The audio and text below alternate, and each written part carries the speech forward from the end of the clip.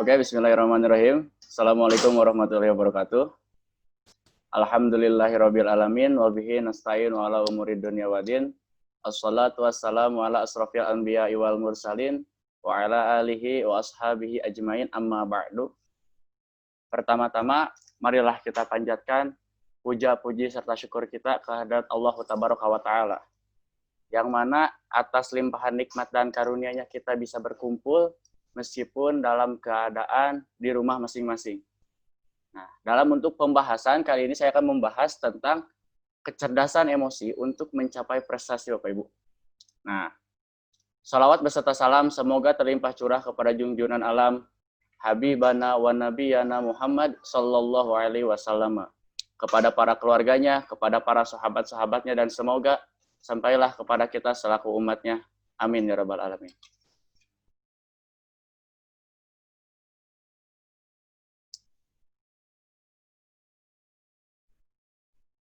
Oke Bapak Ibu, di sini saya coba tampilkan biografi saya.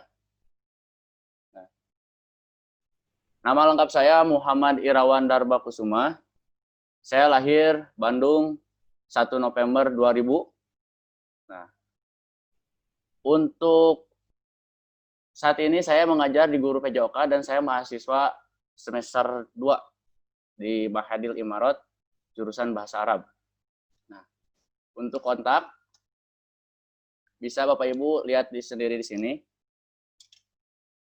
Nah, untuk profil lebih jelasnya Bapak Ibu bisa menanyakan langsung atau misalkan bisa baca sendiri di sini. Lalu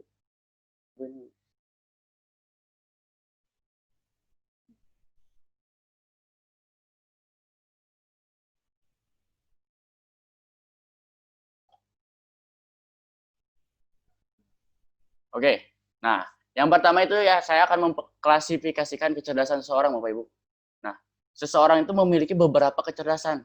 Nah, salah satunya ada kecerdasan emosi, kecerdasan spiritual, ataupun kecerdasan intelektual. Atau sering kita namai itu IQ. Nah, di sini saya pakai bahasa Indonesianya, yaitu KI, KS, dan KE. Apa sih KI? Atau misalkan kecerdasan intelektual. Nah, kecerdasan intelektual ini yang lebih kita sering dengar Bapak Ibu. Atau bisa apa istilahnya teh? IQ, intelligent question. Nah, yang kedua itu kecerdasan spiritual. Nah, kecerdasan spiritual ini melibatkan batin Bapak Ibu. Nah, bagaimana sih cara untuk meningkatkan kecerdasan spiritual ini? Nah, untuk mencerdasan spiritual ini, Bapak Ibu bisa dengan cara mengaji atau misalkan mengikuti kajian-kajian Islami yang bisa membuat keimanan kita tumbuh. Sehingga kecerdasan spiritual kita semakin baik. Hal ini yang terakhir itu kecerdasan emosi. Nah, kecerdasan emosi ini yang akan saya bahas untuk beberapa slide ke depan. Oke Bapak Ibu, dalam kecerdasan emosi ini lebih ke rasa empati kita terhadap lingkungan, seseorang, ataupun orang banyak Bapak Ibu. Nah, dari sini, nah kecerdasan seseorang tuh ada beberapa faktor Bapak Ibu. Yang pertama saya tadi setelah mengklasifikasikan, yang kedua pembahasan itu mengenai pengertian tersendiri dari pengertian kecerdasan seseorang, kecerdasan itu sendiri, emosi tersendiri, atau kecerdasan emosi itu sendiri Bapak Ibu. Nah, yang kedua selanjutnya yaitu faktor-faktornya.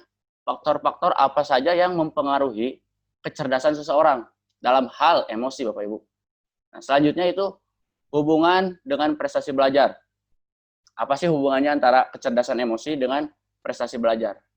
Nah, selanjutnya itu peran orang tua. Nah, di sini sebenarnya untuk anak-anak, peran orang tua itu sangat benar-benar penting Bapak Ibu. Mengapa demikian? Karena biasanya ketika anak-anak mereka lagi semangat-semangatnya belajar, semangat-semangatnya menentukan dia itu mau jadi apa sih. Nah, ini tergantung orang tuanya Bapak Ibu.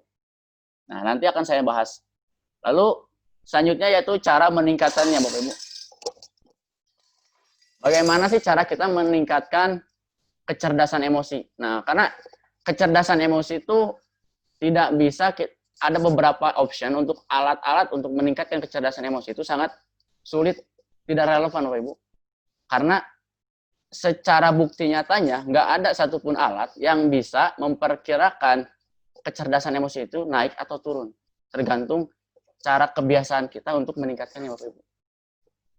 Yang pertama itu pengertian. Nah, menurut Kamus Besar Bahasa Indonesia, kecerdasan merupakan kesempurnaan perkembangan akal Bapak Ibu atau ketajaman pikiran. Jadi ketika misalkan ada input masuk atau misalkan ada suatu, kalau misalnya kita lagi belajar nih, ketika guru menerangkan, apakah cepat tanggap atau tidak, itu maksudnya kecerdasan seseorang Bapak Ibu. Nah, yang kedua itu yaitu emosi. Emosi ini merupakan luapan perasaan yang berkembang dan surut dalam waktu singkat Bapak Ibu. Jadi ketika ngomongin emosi, jangan tertuju pada istilahnya marah aja. Pasti ketika kita membahas emosi, tertuju kepada istilahnya marah, sedih, itu emosi. Padahal, untuk emosi tersebut, ada kegembiraan, kesedihan, keharuan, dan kecintaan. Nah, kita lihat lagi ke definisi emosi tersebut, yaitu luapan perasaan yang berkembang dan surut dalam waktu singkat. Makanya kalau misalkan di agama kita diatur, ya muqallibal qulub tsabit qalbi ala dinik wala tu'atik. Wahai yang maha membolak-balikan hati manusia. Karena emosi ini datang sama perginya tuh dalam waktu singkat. Kadang kita lagi senang, lagi merasa gembira, tiba-tiba datang kesedihan. Kadang kita lagi sedih, terus ada orang datang membuat kita gembira. Itu berkembang dan surut dalam waktu singkat Bapak Ibu. Nah, selanjutnya kecerdasan emosional Bapak Ibu. Nah, menurut Kamus Besar Bahasa Indonesia, kecerdasan emosional merupakan kecerdasan yang berkenaan dengan hati dan kepedulian antara sesama manusia, makhluk lain, dan alam sekitar, Bapak Ibu. Jadi bagaimana respon kita terhadap antar sesama manusia, makhluk lain, dan alam sekitar. Karena makhluk itu nggak cuma manusia, nggak cuma kita harus baik kepada manusia aja. Masih ada hewan-hewan atau makhluk-makhluk lain yang harus kita ada rasa empatinya Bapak Ibu. Jadi kecerdasan emosional itu lebih ke rasa empati kita terhadap seseorang. Nah, lalu prestasi. Nah, apa sih prestasi? Nah, prestasi ini merupakan hasil yang telah dicapai Bapak Ibu. Tapi ketika kita berbicara tentang prestasi, kita jangan tertuju istilahnya hal-hal yang besar kayak kita menang perlombaan atau misalkan ranking 1, itu prestasi. Iya, itu sebuah prestasi Bapak Ibu. Tapi ada hal yang misalkan biasa kita nggak bangun telat, terus endingnya kita bangun tepat waktu, itu merupakan suatu prestasi. Hal-hal kecil itu merupakan prestasi untuk diri kita Bapak Ibu. Dan perlu untuk diapresiasi agar bisa menjadi motivasi untuk kita Bapak Ibu. Nah, selanjutnya Bapak Ibu. Nah, selanjutnya itu dasar kemampuan dalam teori kecerdasan emosi Bapak Ibu. Yang pertama itu kita harus mengenali emosi tersendiri Bapak Ibu. Karena ada istilahnya gini, tak kenal maka tak sayang Bapak Ibu. Nah, bagaimana kita akan mengatasi suatu emosi kalau kita nggak kenal sama emosinya? Emosi itu yang tadi saya jelaskan, yaitu rasa gembira, rasa sedih, ataupun sebagainya Bapak Ibu. Nah, ketika misalnya kita sedang sedih, nah kita kira-kira nih, kita sedih karena apa nih? Jangan sampai kita bingung sedih gak tahu gara-gara apa, yang endingnya kita sulit untuk mengontrol diri Bapak Ibu. Dan larut-larut dalam emosi. Ketika kita senang, apa sih faktor yang membuat kita senang? Nah, kita harus mengenali. Meskipun sebenarnya dengan cara mengenali emosi diri, belum tentu kita bisa mengatasi emosi tersebut Bapak Ibu. Tetapi mengenali emosi ini salah satu syarat dalam teori kecerdasan emosi Bapak Ibu. Nah, selanjutnya kita naik ke tingkatan yang lebih tinggi lagi, yaitu mengelola emosi diri.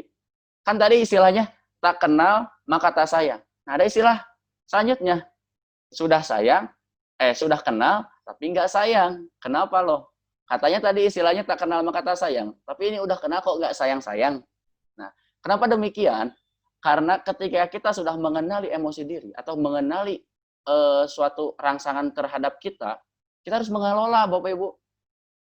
Kayak istilahnya gini loh, kenapa banyak orang, kita kenal dengan banyak orang, tapi yang misalkan menikah dengan kita itu hanya satu orang. Kenapa? Karena yang dikelola itu hanya satu orang, Bapak Ibu. Begitupun dengan emosi. Nah, kita harus mengelola dulu emosi tersebut.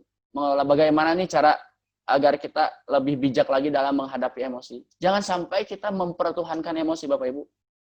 Ketika kita mempertuhankan emosi, apalagi lebih ke emosi yang istilahnya nafsu amarah gitu. Selanjutnya yaitu memotivasi diri sendiri, Bapak Ibu. Nah, memotivasi diri sendiri itu sangat penting bagi diri kita, Bapak Ibu. Nah, mengapa demikian? Seperti apa sih agar kita bisa lebih memotivasi diri sendiri? Itu dengan cara kita memiliki tujuan, Bapak Ibu.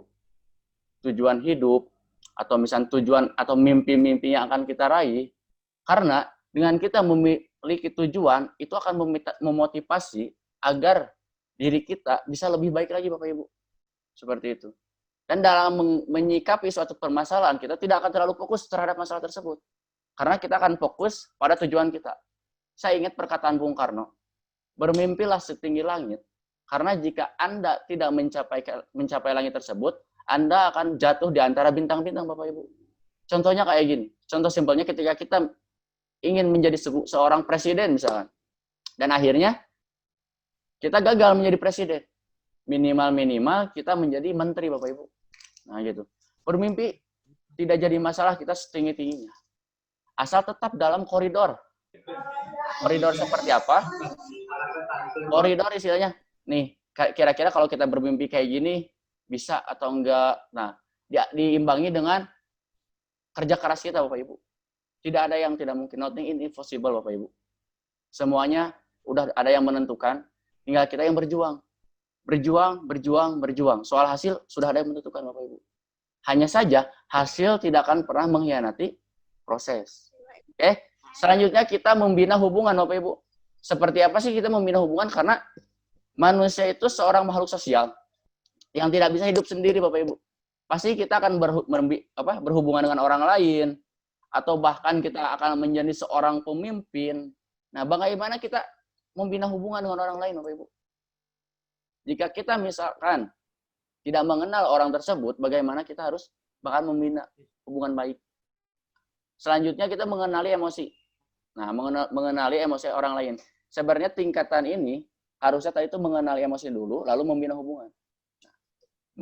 Setelah kita mengenali emosi diri, kita harus mengenali emosi orang lain. Agar seperti apa? Agar timbul rasa empati kita terhadap orang lain.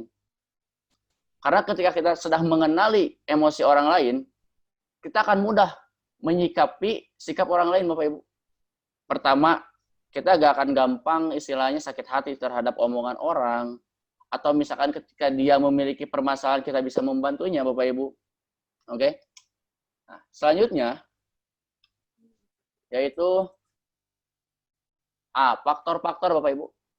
Faktor-faktor yang bisa mempengaruhi kecerdasan emosi. Yang pertama itu ada faktor internal. Nah, faktor internal itu meliputi kesehatan secara jasmani atau fisik, lalu kesehatan secara rohani atau psikologis. Nah, ketika kita misalkan fisik kita sedang sakit, atau misalkan kita sedang lelah karena banyak tugas, atau misalkan mumet di mana-mana, kemungkinan besar kecerdasan emosi kita itu sangat rendah, Bapak Ibu. Karena ketika misalnya kita sedang dalam istilahnya momen seperti itu, apa yang harus kita lakukan?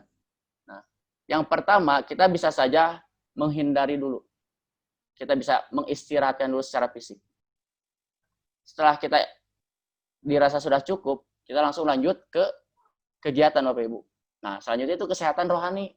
Nah, yaitu psikologis. Psikologis itu kalau dalam agama Islam itu lebih ke keimanan, Bapak Ibu. Harus tumbuh. Ketika keimanan tumbuh, rasa capek secara jasmani biasanya tidak terlalu terhiraukan. Karena keimanannya sangat kuat, Bapak Ibu. Nah, yang kedua itu faktor eksternal, Bapak Ibu. Nah, faktor eksternal itu meliputi lingkungan, keluarga, masyarakat, sosial, serta budaya, Bapak Ibu. Nah, mungkin untuk faktor-faktor eksternal ini sangat besar pengaruhnya. terutama dari budaya, Bapak Ibu. Karena budaya itu suatu perkara yang sulit untuk dirubah. Nah, bagaimana kita menyikapi faktor tersebut, Bapak Ibu? Jangan sampai faktor eksternal ini benar-benar mempengaruhi kita dalam hal kecerdasan emosi.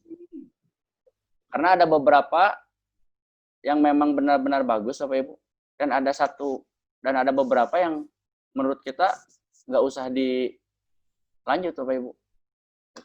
Terutama dari segi budaya, Bapak Ibu. Oke. Selanjutnya, yaitu kecerdasan emosional, Bapak Ibu. Apa sih kecerdasan emosi itu tersendiri? Nah, kecerdasan emosi tersendiri itu merupakan tantangan yang begitu besar bagi berbagai aspek. Nah, salah satunya itu dunia pendidikan antara orang tua dan anak pada masa kegiatan belajar di rumah, Bapak Ibu. Khususnya yaitu dengan kondisi saat ini, pandemi COVID-19.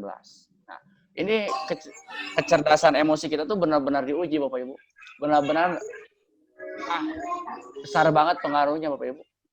Nah, yang kedua itu hubungan kecerdasan emosional dengan prestasi belajar. Nah, ada nggak sih hubungannya antara kecerdasan emosi dengan prestasi belajar? Nah, itu sebenarnya hubungannya sangat besar, Bapak Ibu. Mempengaruhi berbagai aspek yang dapat dirasakan antara dua belah pihak dan bahkan lebih, Bapak Ibu. Nah, hubungan kecerdasan emosional dengan prestasi belajar. Apa sih hubungannya? Nah, ini ada beberapa poin, Bapak Ibu. Yang pertama itu emosi berhubungan dengan minat belajar. Nah, kemarin saya beberapa bulan ke belakang survei bagaimana sih minat belajar anak di rumah. Nah, ternyata minat belajar anak di rumah itu sangat rendah, Bapak Ibu. Rendah bukan berarti istilahnya tidak ada, hanya saja emosi dia, mood dia itu sedang naik turun, Bapak Ibu. Nah, tugasnya kita menjaga emosi anak agar si anak itu lebih minat lagi dalam belajar, Bapak Ibu. Yang kedua itu emosi mencerminkan karakter sejak dini. Nah, kita bisa melihat karakter seseorang, kita bisa melihat karakter emosi seseorang itu sejak dari kecil, Bapak Ibu. Cara orang tersebut memperlakukan orang lain, cara empati orang tersebut terhadap orang lain, itu kita bisa lihat dari sejak kecil, Bapak Ibu. Terus kalau misalkan sejak kecil tidak terlihat, apakah kecerdasan emosi ini bisa ditingkatkan? Atau misalnya kita bisa memiliki kecerdasan emosi? Ya pasti bisa, Bapak Ibu. Dengan cara apa? Dengan cara kebiasaan. Kembali lagi ke kebiasaan. Gitu. Nah, selanjutnya itu emosi berperan nomor 1 dalam kesuksesan belajar, Bapak Ibu. Nah, berhubungan nomor 3 dan nomor 1, emosi dengan minat belajar. Nah, ini sangat berperan nomor 1, Bapak Ibu, dalam kesuksesan belajar. Ketika emosi anak stabil, minat belajar anak itu pasti tinggi, Bapak Ibu. Ketika minat anak belajar tinggi, kesuksesan belajar itu sudah pasti ada di tangan, Bapak Ibu. Nah, emosi itu menentukan keputusan belajar. Maksudnya kayak gimana sih? Maksudnya gini loh. Mau belajar apa enggak? Nah, gitu.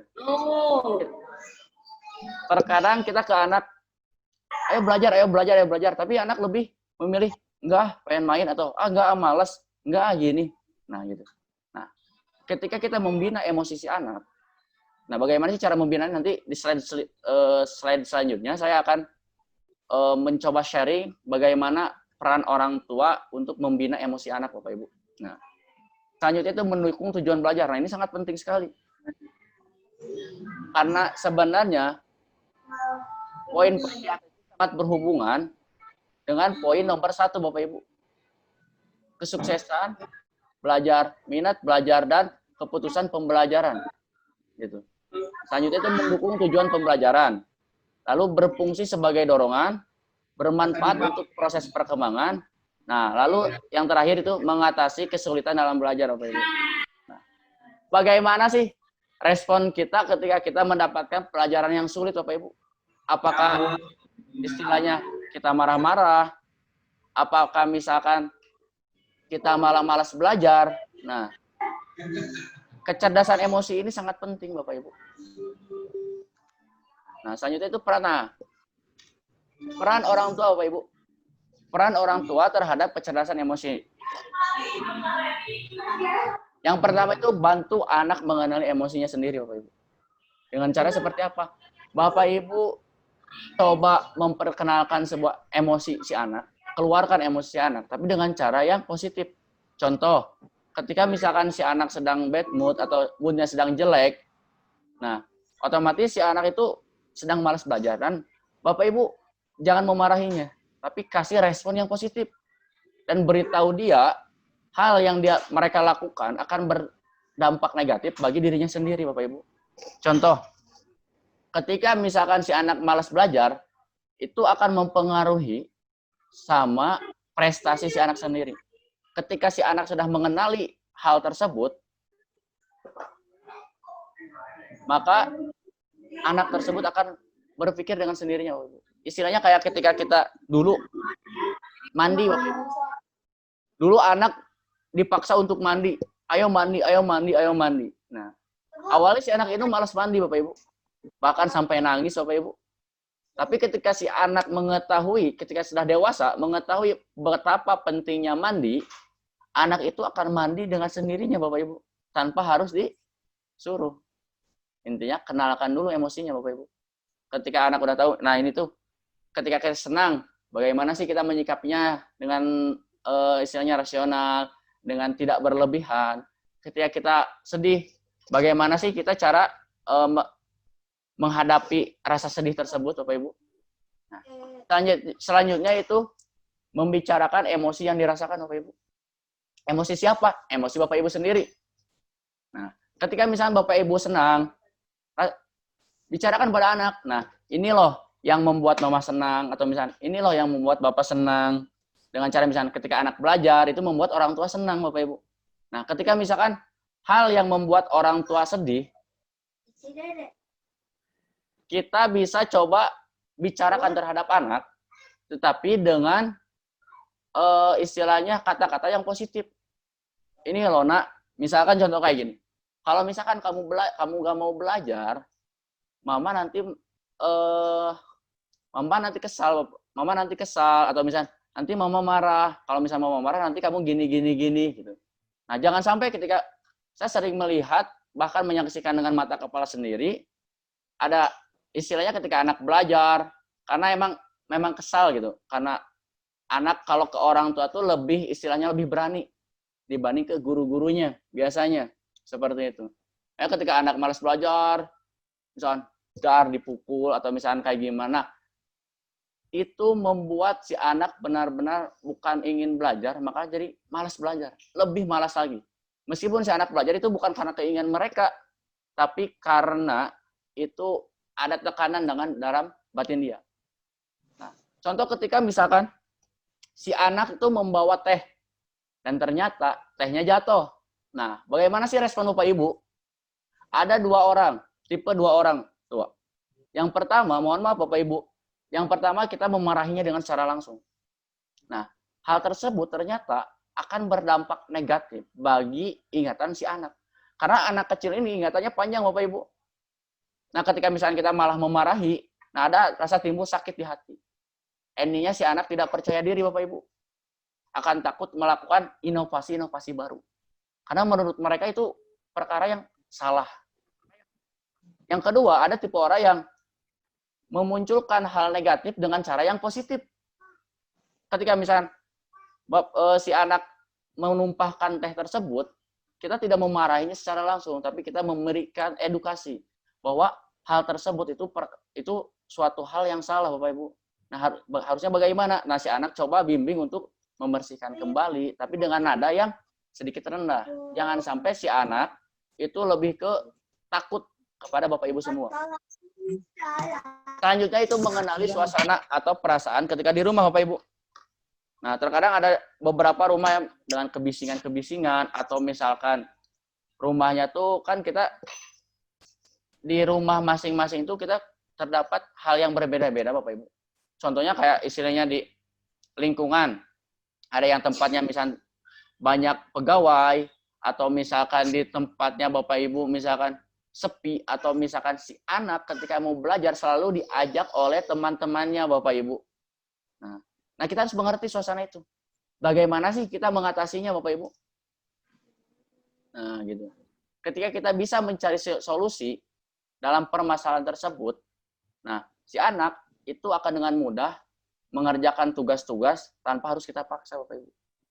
Nah, ketika misalkan kita mengetahui nih, jam 9 ada tugas dan jam 9 biasanya si teman-temannya nyamper atau ngajak main. Nah, kita beri edukasi sama anak. Oke, Nak, misalkan kamu boleh main, tapi dengan syarat ini tugas harus beres dulu gitu. Tapi usahakan Bapak Ibu, mohon maaf, kita dengan nada yang jangan sampai si anak tuh kesannya dipaksa. Karena ketika ada paksaan itu si anak yang dirasakan itu kesal Bapak Ibu.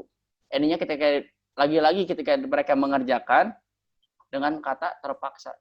Nah, itu tidak akan masuk ke otaknya Bapak Ibu. Nah, selanjutnya itu mengenali suasana hati di berbagai tempat. Nah, itu berhubungan dengan mengetahui emosi orang lain Bapak Ibu. Ketika kita sudah paham emosi anak kita sendiri, kita akan mudah mengarahkannya Bapak Ibu. Misalkan si anak itu ketika misalkan dilakukan seperti ini anak akan takut, anak akan kesal. Nah, bagaimana cara kita menerapkan sistem kita kepada si anak. Jangan sampai kita menuruti semua hak anak. Misalkan anak pengen ini turuti, anak pengen ini tuh. Jangan sampai untuk seperti itu, jangan sampai. Tapi bagaimana kita menahan mereka, kita melarang mereka dengan cara yang baik. Bukan istilahnya baik, istilahnya agar si anak tidak sakit hati. Nah, itu selanjutnya kita cara meningkatkan kecerdasan emosi, Bapak Ibu. Bagaimana sih cara meningkatannya, Bapak Ibu? Yang pertama, kita bisa dengan membaca situasi. Membaca situasi itu dengan cara dalam keadaan sekitar, kira-kira apa sih yang dapat kita baca? Contoh ketika misalnya banyak orang nih, kita lihat dari raut muka, ini orang lagi sedih atau lagi kesal, biasanya tergambar dari mimik muka Bapak Ibu. Nah, ketika kita bisa membaca situasi, kita akan mengerti Bapak Ibu, bagaimana sih, hal apa sih yang harus kita lakukan ketika terjadi hal tersebut. Selanjutnya itu mendengarkan dan menyimak lawan bicara. Ketika ada orang yang cerita atau curhat istilahnya, kita harus menyimak dan mendengarkan. Jangan sampai kita fokus kepada gadget atau misalkan apapun, tapi kita mendengarkan lawan bicara dan menyimak. Nah, minimal itu bisa membuat hati mereka lega Bapak Ibu. Karena seseorang yang memiliki emosi, bahkan orang pintar sekalipun, IQ di atas rata-rata, ketika sedang emosi istilahnya marah-marah, itu kepintarannya itu biasanya itu menghilang Bapak Ibu. Karena emosi meledak. Nah, hal apa ini yang harus kita lakukan ketika kita menyikapi orang tersebut? Kita coba rangkul Bapak Ibu. Ajak bicara, yaitu siap berkomunikasi Bapak Ibu. Kita ngobrol dengan orang lain. Karena ketika kita memiliki suatu emosi atau rasa kesal, jangan sampai dipendam Bapak Ibu. Bagaimana sih cara kita agar bisa menghilangkan rasa kesal tersebut? Itu dengan cara Bapak Ibu, kita bisa istilahnya mengeluarkan dengan cara cerita, curhat istilahnya. Tapi dengan cerita tersebut, kita harus pilih-pilih sama orang Bapak Ibu. Jangan sampai kita bercerita tentang rasa kesal, yang endingnya kita termakan omongan-omongan orang yang akhirnya makin larut dalam emosi tersebut, Bapak Ibu. Nah, menyimak lawan bicara serta kita memberi masukan-masukan terhadap lawan bicara. Itu biasanya bisa memberikan suasana hati seseorang itu menjadi reda, lebih enak, Bapak Ibu. Yang selanjutnya itu siap berkomunikasi. Nah, yang tadi masih berhubungan dengan yang tadi. Lalu, tak usah takut ditolak, Bapak Ibu. Ketika kita meminta suatu pendapat, nih, misalkan contoh, nih, saya harus kayak gimana nih? Harus kayak gini atau kayak gini? Kalau saya kayak gini, kayak gimana? Boleh atau tidak, misalkan. Nah, Bapak Ibu tak usah takut ditolak, Bapak Ibu. Karena hanya ada dua, diterima dan ditolak. Nah, ketika misalkan pendapat kita ditolak oleh orang lain, Bapak Ibu, berarti mungkin ada yang salah persepsinya dengan pendapat kita. Nah, kita coba sikapi dengan hal-hal yang istilahnya positif. Jangan sampai ada hal-hal negatif masuk dalam otak kita. Karena itu akan menyebabkan benar-benar emosi kita meledak, Bapak Ibu. Dan tidak terkontrol, Bapak Ibu. Nah, selanjutnya itu kita mencoba untuk berempati. Kita jangan sampai kita misalnya melihat anak-anak orang tua di jalan, atau misalnya melihat seseorang di jalan, lalu misalkan terjatuh, bagaimana sih respon kita? Apakah kita langsung membantu atau kita mengambil gadget, kita memvideo, kita memfoto lalu share gitu. Jangan sampai pernah ada kejadian, saya pernah mendengar suatu cerita katanya. Pernah ada kejadian di mana ada seorang kakek-kakek tertabrak Bapak Ibu. Dan yang dilakukan orang setempat itu bukan menolongnya, bukan mengangkatnya ke rumah sakit, tapi malah memfotonya dan mempostingnya gitu Bapak Ibu. Sehingga kakek tersebut terlalu banyak keluar darah dan ininya tidak tertolong Bapak Ibu. Nah, dari sini kita bisa lihat terkadang gadget itu bisa merusak rasa empati seseorang. Kita hanya bisa misalkan mendoakan lewat WhatsApp atau lewat Instagram gitu. Tanpa kita langsung bersilaturahmi ke tempat tersebut Bapak Ibu.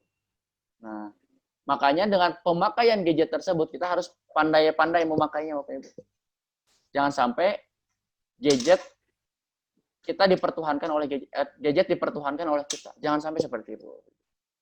Nah, selanjutnya itu pandai memilih prioritas. Nah, maksudnya kayak gimana? Ketika kita memiliki beberapa schedule, ini kira-kira prioritas terdekat itu apa sih? Nah, kita harus benar-benar pandai dalam memilih hal tersebut. Jangan sampai kita salah memilih prioritas yang endingnya kita sendiri yang akan menyesal, Bapak Ibu. Nah, yang ketujuh yaitu siapkan mental, Bapak Ibu. Maksudnya kayak gimana? Ketika kita bercerita, terkadang respon orang tuh jelek.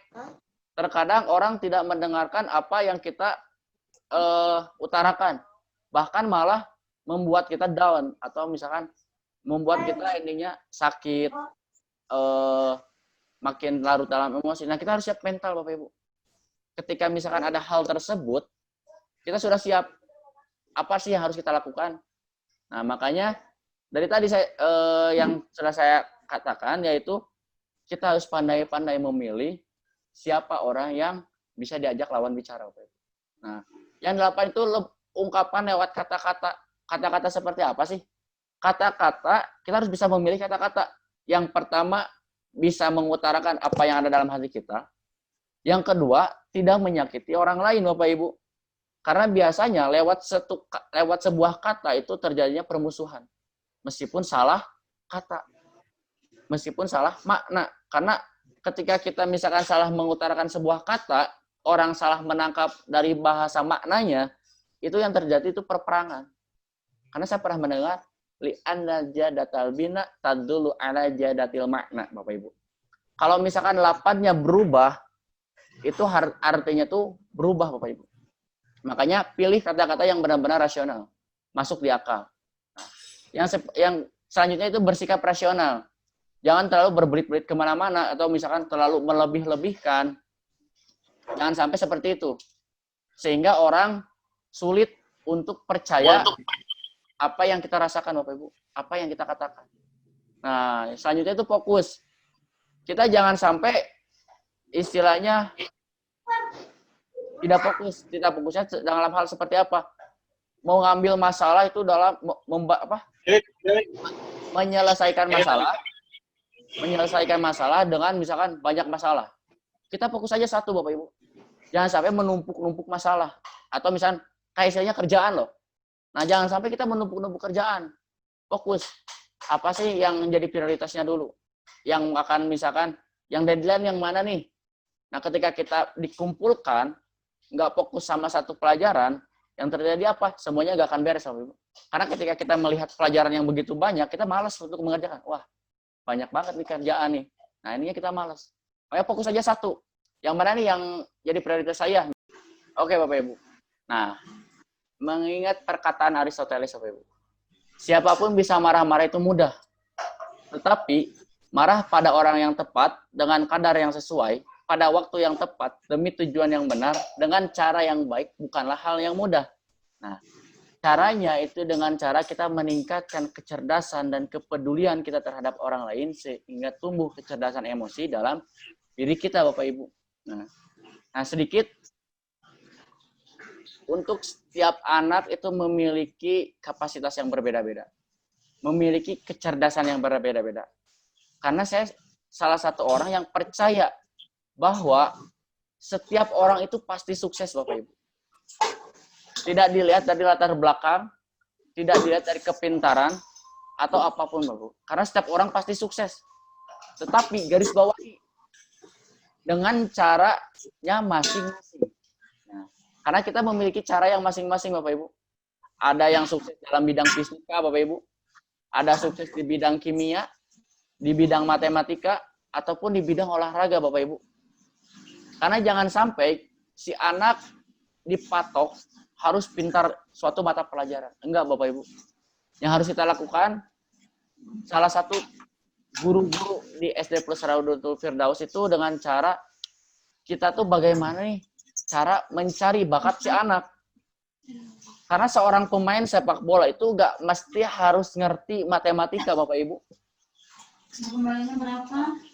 Seorang biologi, misalkan seorang dokter tidak perlu mengerti sejarah Indonesia, Bapak Ibu. Karena tidak ada maksud dan tujuannya, tidak ada kepentingannya dalam pekerjaannya, Bapak Ibu. Makanya setiap orang pasti memiliki kapasitasnya masing-masing, memiliki kemampuan masing-masing, Bapak Ibu. Dan itu yang harus kita dorong. Dan itu yang harus kita motivasi, Bapak Ibu. Nah, ketika misalkan, contoh, kalau misalkan si anak tersebut pintar dalam hal matematika, tapi tidak terlalu pintar dalam hal biologi misalkan. Nah, apa yang kita lakukan, Bapak Ibu? Apakah mengleskan yang biologi agar si biologi sama matematikanya setara, atau kita lebih meningkatkan matematika agar matematika terus ke atas? Kebanyakan kesalahan itu kita malah menuntut si anak agar si nilainya setara dengan matematika. Endingnya setara, Bapak Ibu, tapi nggak ada hal yang ditonjolkan oleh si anak tersebut. Ketika kita udah mengetahui nih potensi anak tuh di mana nih, kita support, Bapak Ibu, agar si anak terus bisa lebih tinggi lagi sehingga mencapai prestasi, Bapak Ibu.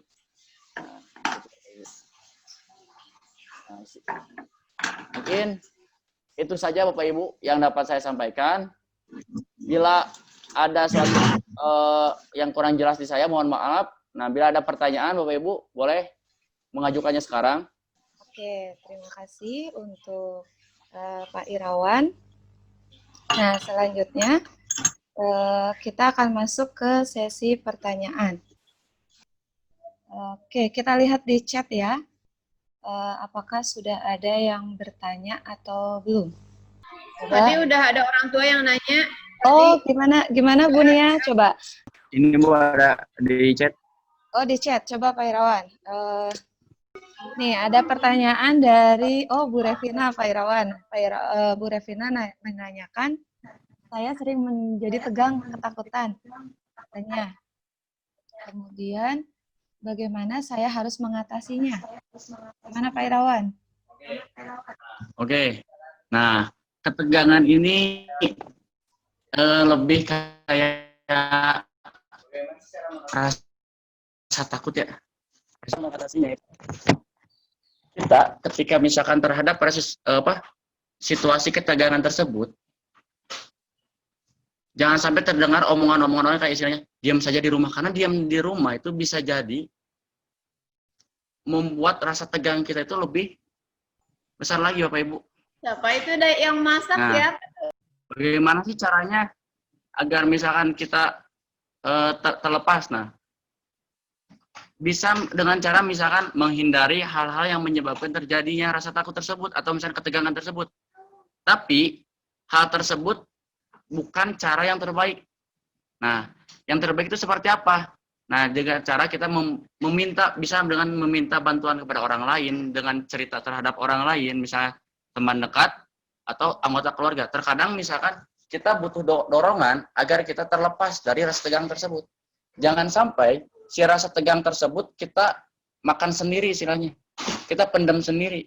Karena takutnya pada akhirnya kita menjadi gangguan kepada fisik kita atau endingnya kita sakit, Bapak Ibu. Nah, seperti itu.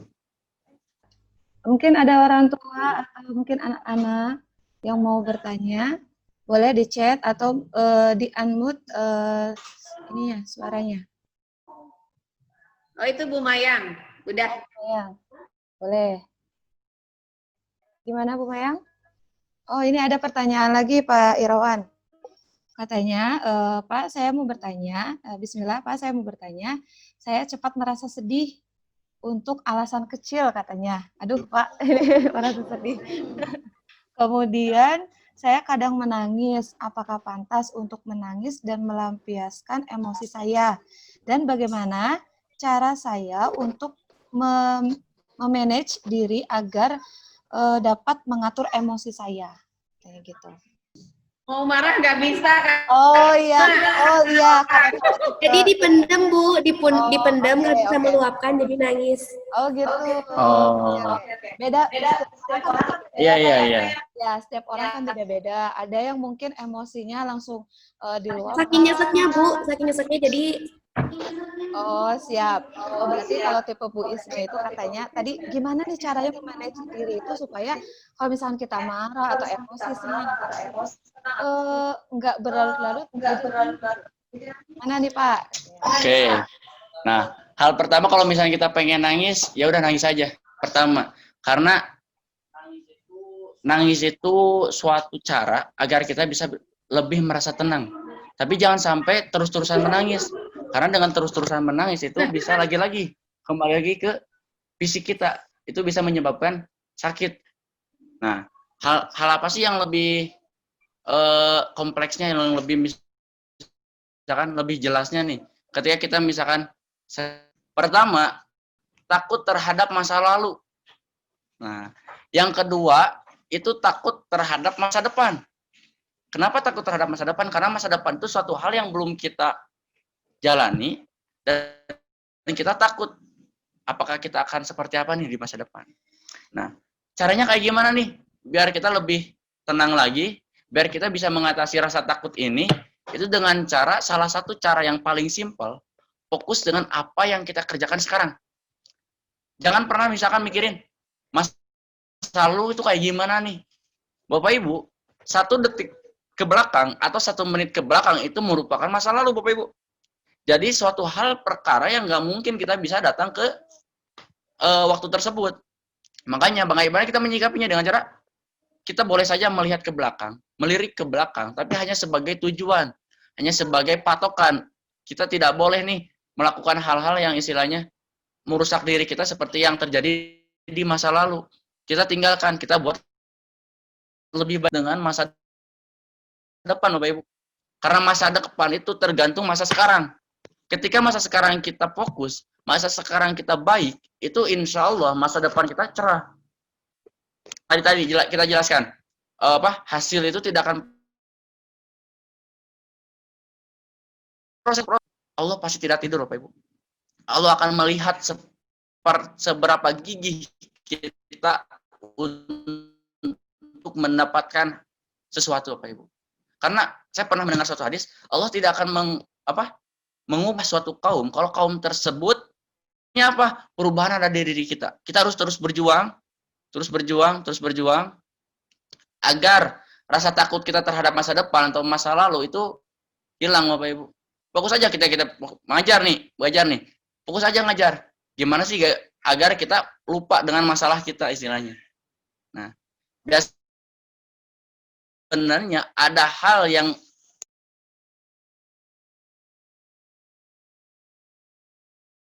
nangis Bapak Ibu. Seperti Oke, itu ya Bu Isma. Jadi terus semangat ngajarnya. Oke. Nah, ada lagi mungkin satu pertanyaan lagi. Ada yang mau bertanya lagi atau cukup Pak Irawan? Oh ya, dari orang tua. Mungkin. Oh, dari Mama Akari nih Pak Irawan. Assalamualaikum Pak, mau bertanya, apakah kecerdasan emosi anak juga dipengaruhi kecerdasan emosi orang tua? Itu yang pertama. Kapan kita perlu ke konsultasi atau datang ke psikolog katanya Pak? Nah, kecerdasan emosi anak juga dipengaruhi. Nah, bisa jadi Bapak Ibu, ketika misalkan kita memperlihatkan contoh, ketika kita kesal nih, memperlihatkan rasa kesal kita terhadap anak, nah anak itu benar-benar akan terpengaruh oleh lingkungan, Bapak Ibu. Karena kan tadi ada istilahnya faktor eksternal dan faktor internal. Nah, faktor eksternal internal ini yang terjadi dalam dirinya sendiri. Tapi faktor eksternal ini mencakup ke keluarga, lingkungan, serta masyarakat. Nah, ketika misalkan kita memberikan respon yang negatif terhadap si anak, nah si anak bahkan feedback ke kitanya lagi-lagi negatif, Bapak Ibu. Nah, kapan kita harus konsultan ke psikolog? Nah, lebih cepat lebih baik, Bapak Ibu, karena apapun yang diserahkan kepada ahlinya itu benar-benar lebih baik. Karena ketika kita ada masalah atau misalkan ketika kita bagaimana sih cara agar emosi si anak tuh benar-benar stabil? Karena benar-benar emosi anak tuh mempengaruhi kecerdasan seseorang. Nah, kalau misalkan istilahnya gini, kalau misalkan ada orang yang ber-IQ tinggi tapi jelek di emosi, itu tidak akan menjamin seseorang itu untuk sukses. Makanya lebih cepat lebih baik. Kalau misalnya emang mau konsultasi ke psikolog atau misalkan ya itu lebih baik, Bapak Ibu. Oke, mungkin itu gimana? Mohon maaf Fari, sudah terjawab. Jadi ada hubungannya ya antara orang tua dan anak. Oke, masih ada lagi kah? Oh, ya, mungkin dari orang tua sudah terwakili ya Bapak ya? Dan dari guru juga. Oke, mungkin kita ambil kesimpulannya ya Bapak Ibu semuanya, bahwa emosi itu tidak hanya mencakup